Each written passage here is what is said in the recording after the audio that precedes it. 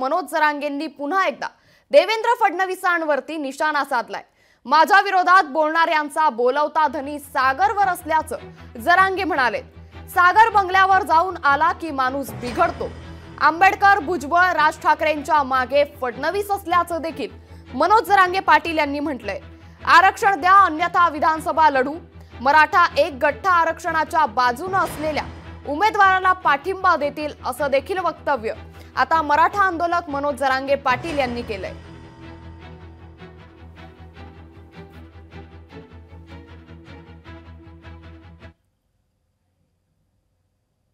प्रकाश आंबेडकर, छगन भुजबळ, राज ठाकरेंची बोलतायत, त्याचं एक सुरू आहे। तर या सगळ्यांचं बोलवतं धनी एकच असं वाटतं तुम्हाला? सागर बंगला एकच सगळ्यांचा सागर बंगला। सागर बंगल्यावर माणूस खाली आला की बिघाडा।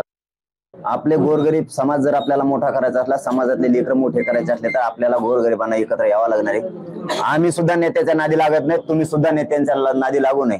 गोरगरिबांना देणारा बनावं एवढी इच्छा आहे आणि ती सगळ्यांनी एकत्र येऊन पूर्ण करावी। लोकशाही मराठी ऐका, पहा, जागरूक रहा।